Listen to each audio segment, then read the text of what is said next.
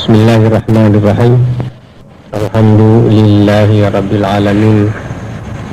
Wassalatu wassalamu ala sayyidina anbiya'il mursalin wa ala alihi wa sahbihi ajma'in. Tuan-tuan dan puan-puan yang hadis sekalian, kita mengulangi ulang tahun lahirnya Nabi besar kita Muhammad SAW. Kita tidak menggunakan hari jadi, kita gunakan dengan bahasa ulang tahun hari lahir Nabi besar kita Muhammad sallallahu alaihi wasallam. Tidak munasabah kita kata hari jadi, kita kena kata ulang tahun lahir. Kalau ada kita menggunakan hari jadi anak-anak kita, maka kita ubahkan hari ulang tahun lahir, bukan hari jadi. Sebab jadi telah jadi pun dia dulu kenal sahaja. Sebab itu lahir bukan hari jadi. Banyak bahasa-bahasa yang kita salah guna, salah istilah, maka banyak yang perlu kita ubah. Setengah daripada bahasa-bahasa yang tersilap disalahgunakan, setengah daripadanya bahasa khalwat. Kita tahu khalwat ini asalnya digunakan bahasa itu dalam bahagian kebajikan. Orang-orang yang bersunyi diri, membuat ibadat, membersihkan roh, digunakan kalimah khalwat. Biasanya dalam istilah itu dalam golongan-golongan sufi. Tapi di akhir ini istilah yang digunakan oleh golongan istilah bahasa khalwat itu digunakan bukan tempat kebaikan tapi kepada kejahatan.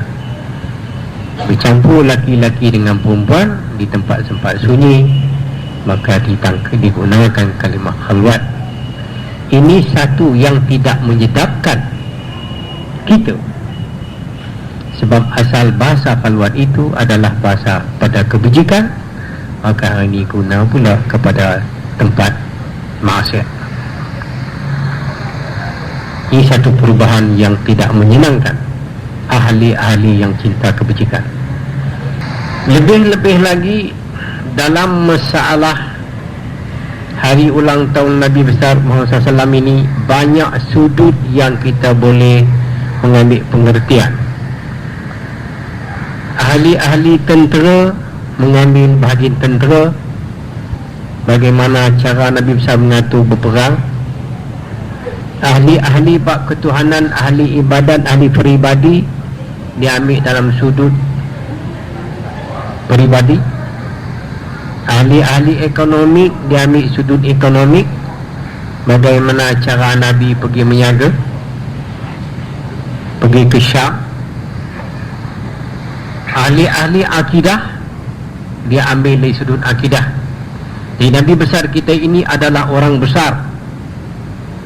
Jadi kalau istilah bahasa Melayu mengatakan orang yang cukup 4 sagi, cukup segala sudut dan segi. Segi mana pun kita pandang dia mencukupi.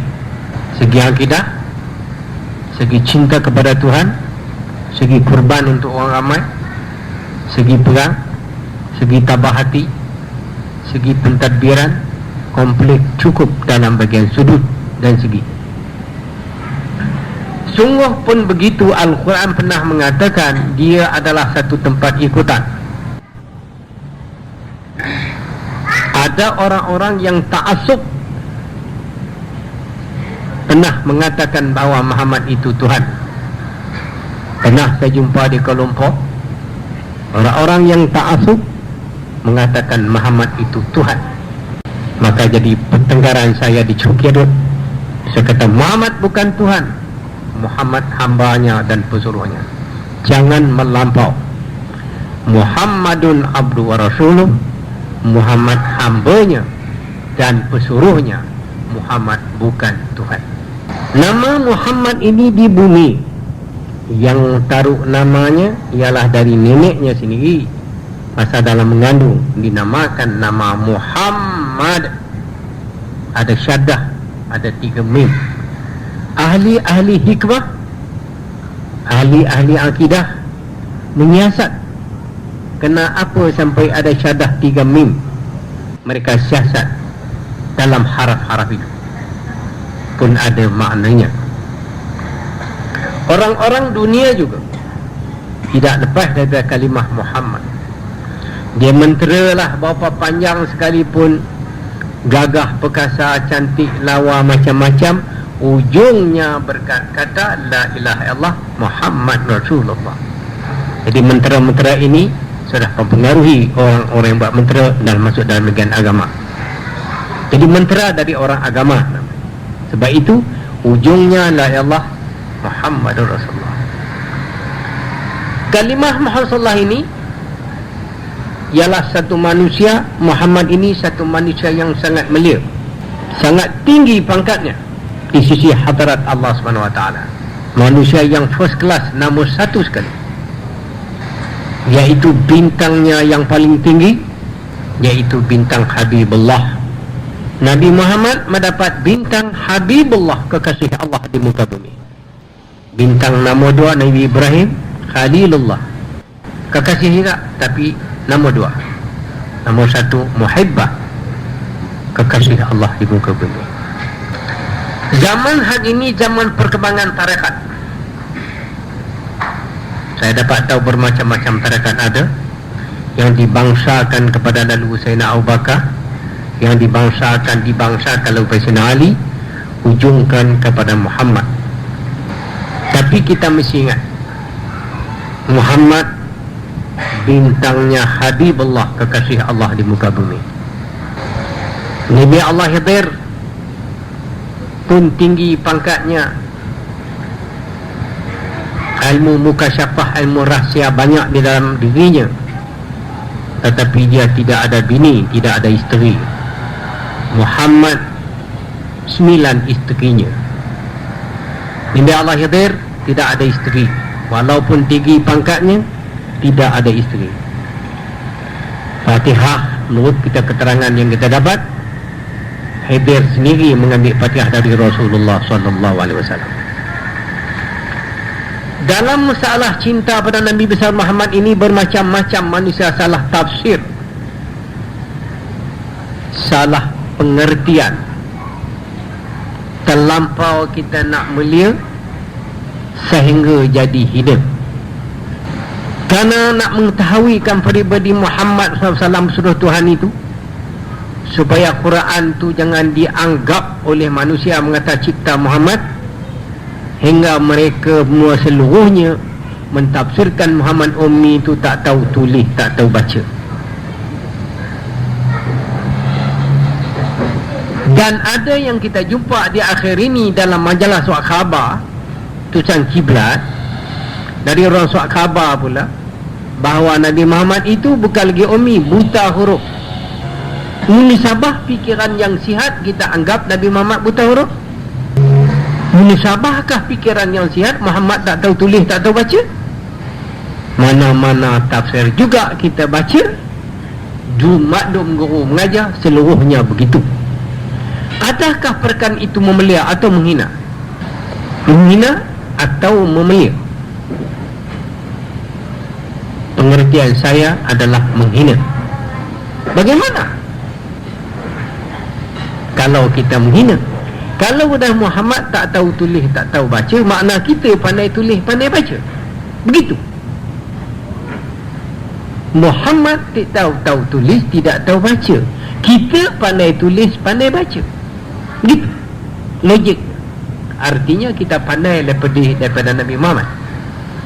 Gitu.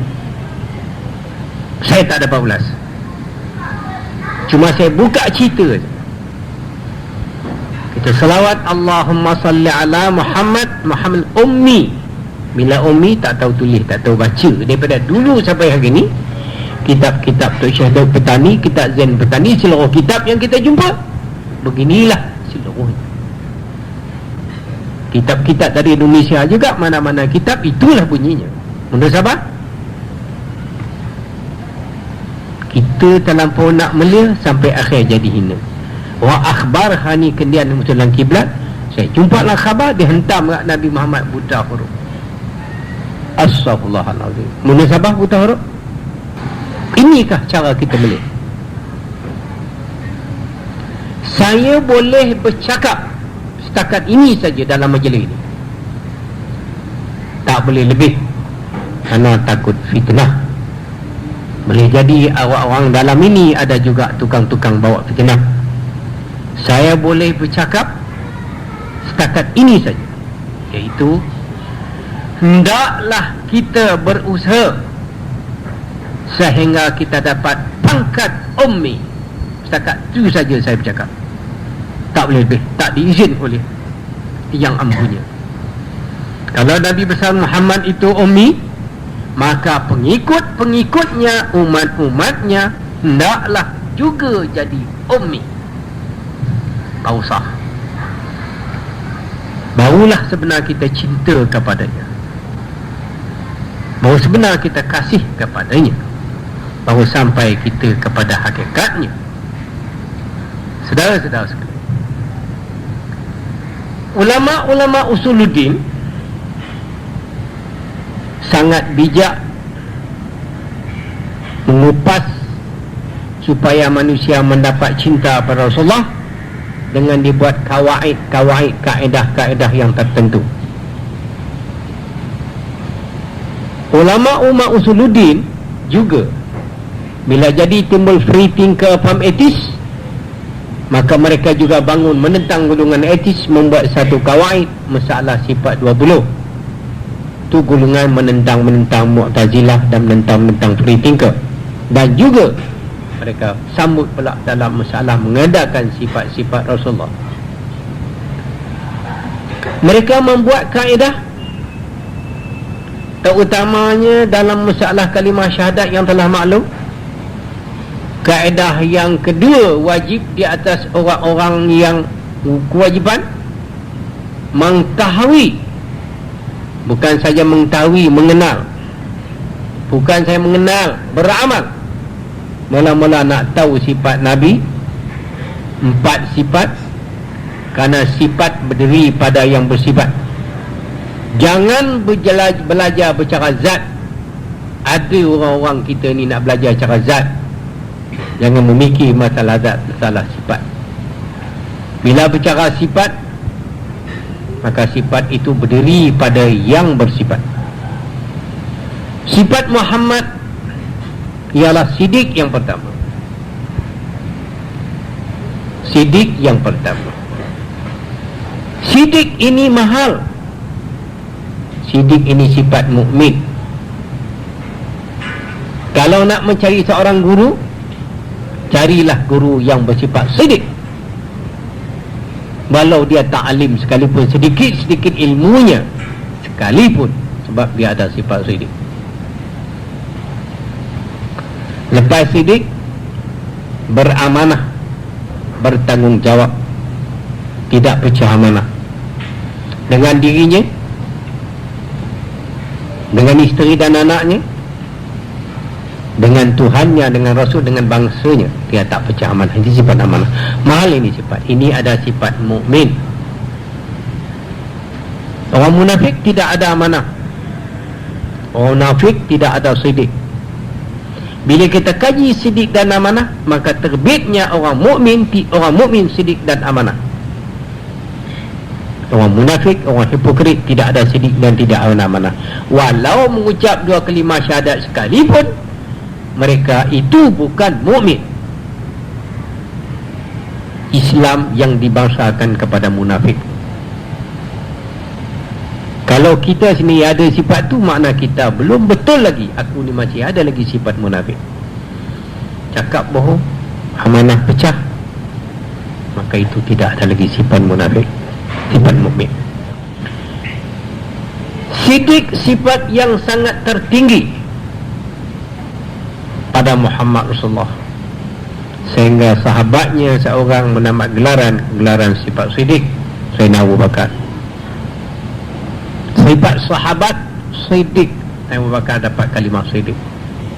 Maka kalau kita orang mukmin juga bersifat siddiq, makna satu sifat. Berapa persen yang kita boleh usaha siddiq? Boleh 30%? Cukuplah. Siddiq sifat Muhammad Rasulullah, siddiq sifat sahabat, siddiq sifat mukmin. Satu sifat.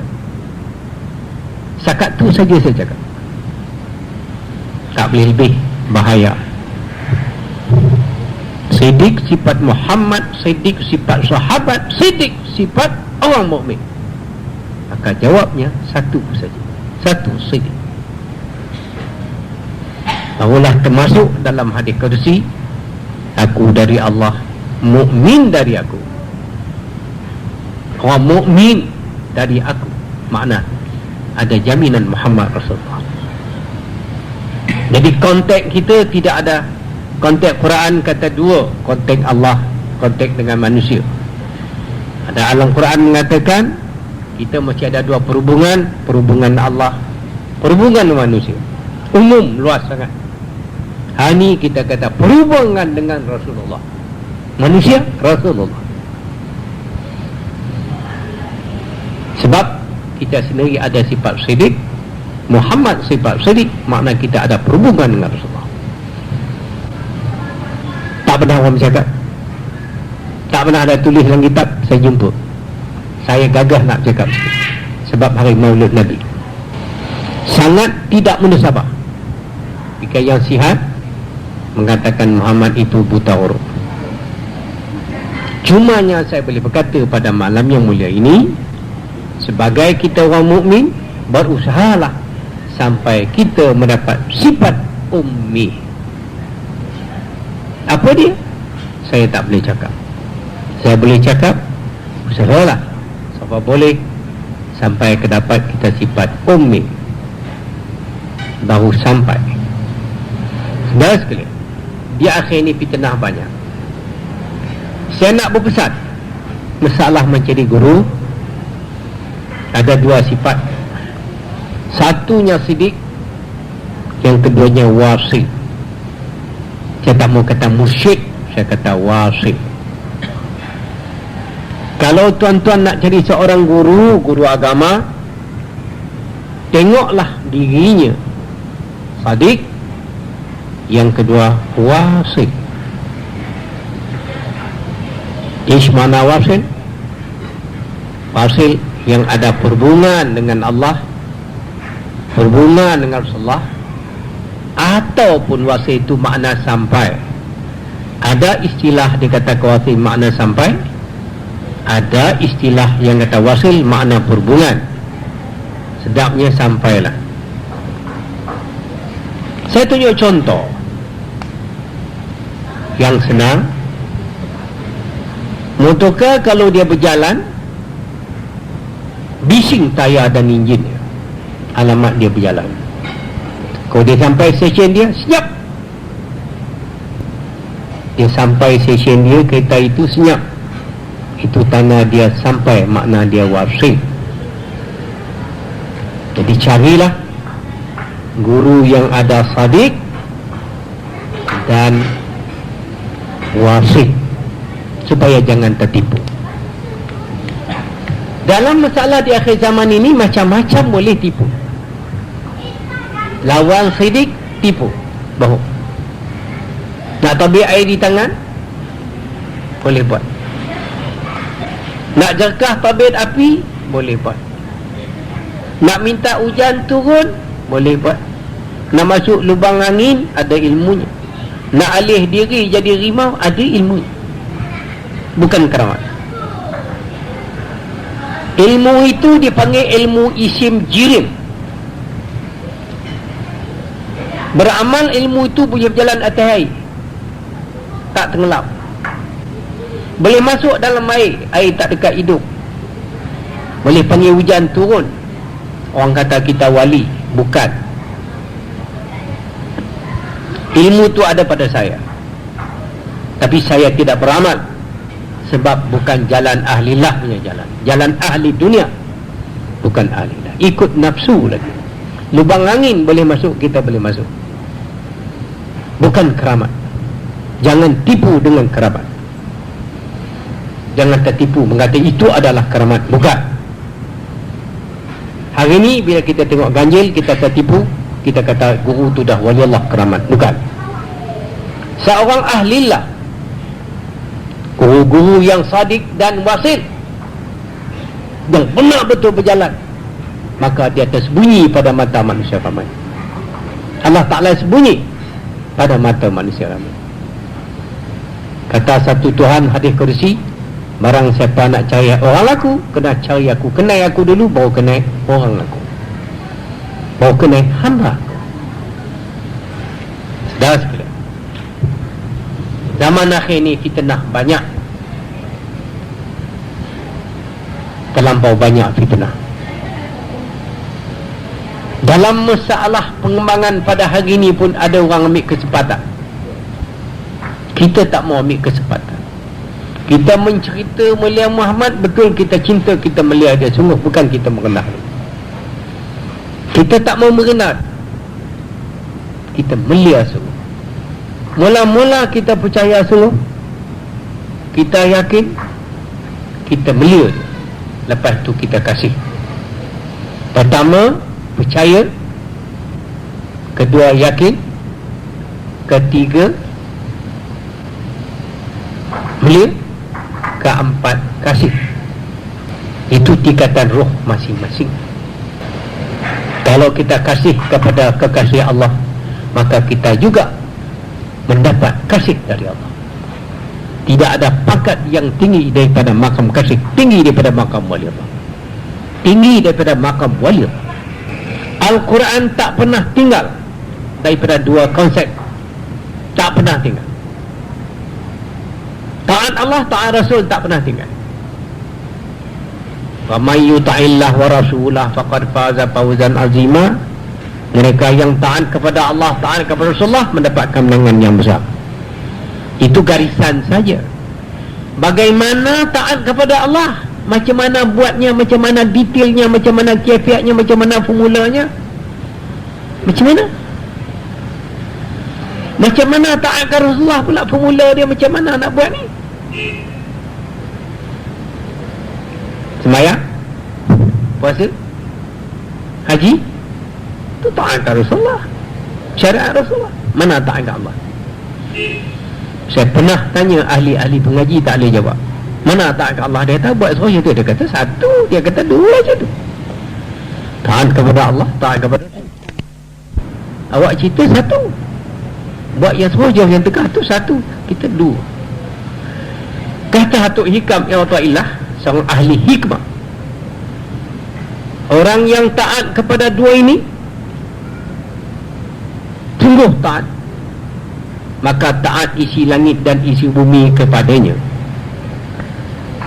Angin boleh perintah, hujan boleh perintah, rimau boleh perintah naik ke belakang, dia tak gigit. Kalau taat kepada dua pokok itu, kayu batu itu boleh terbang. Hei, terbang kayu, dia terbang. Tapi bukan kehendak kita,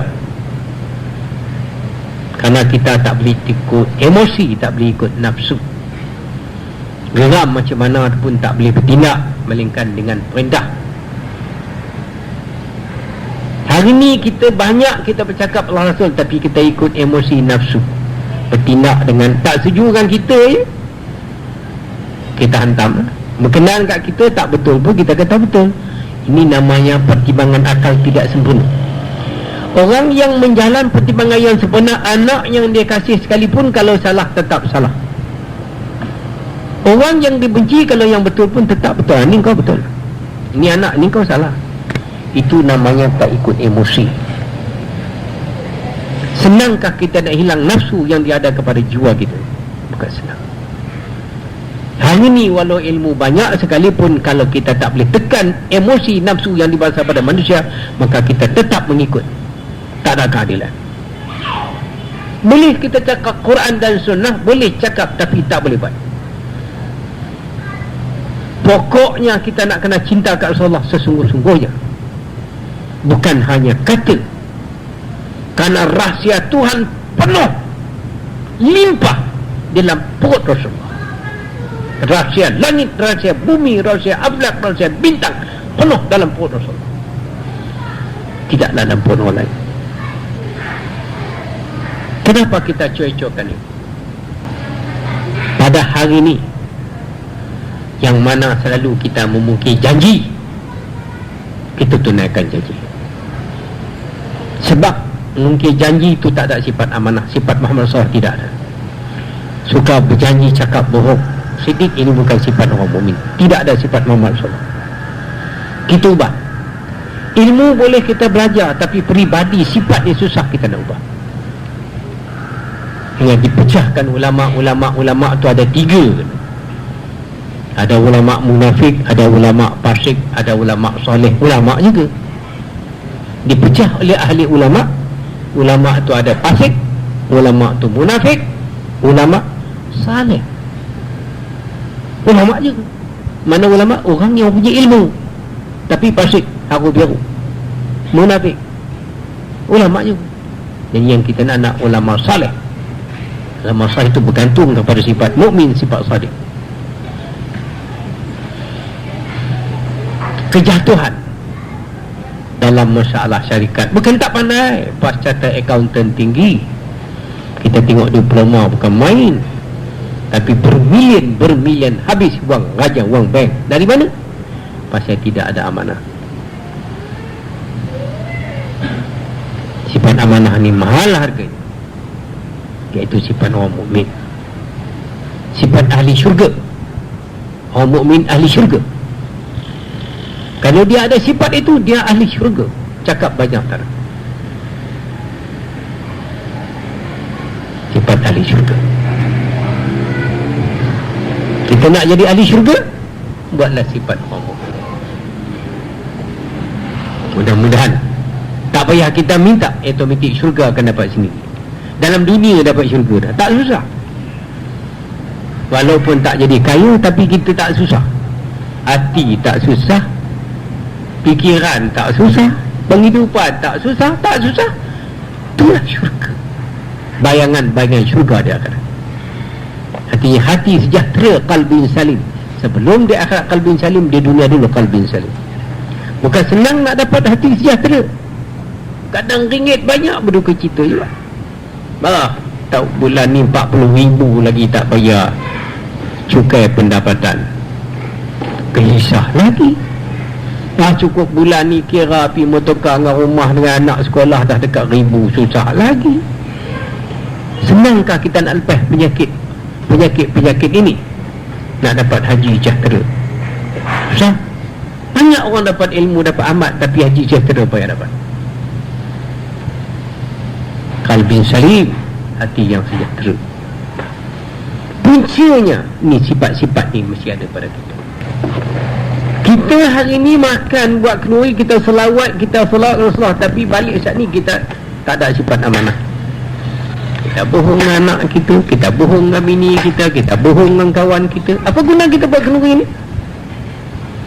Sebab itu pernah saya mengatakan, kalaulah kita tak ubah sikap, kalau kita buat minum teh, pahala hilang dahaga.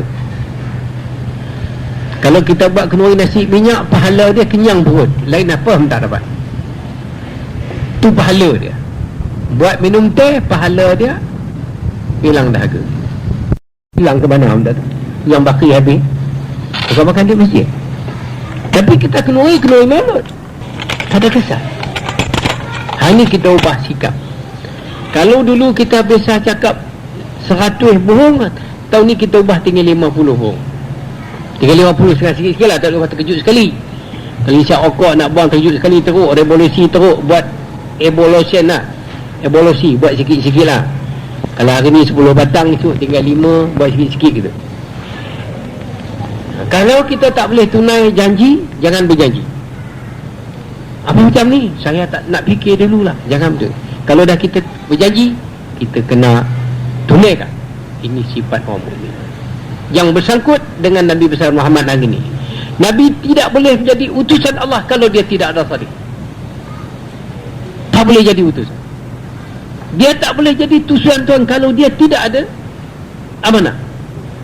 Dia tak boleh jadi kekasih Allah kalau dia tidak tahan cubaan Tuhan. Dia yang paling teruk sekali kena ujian Tuhan.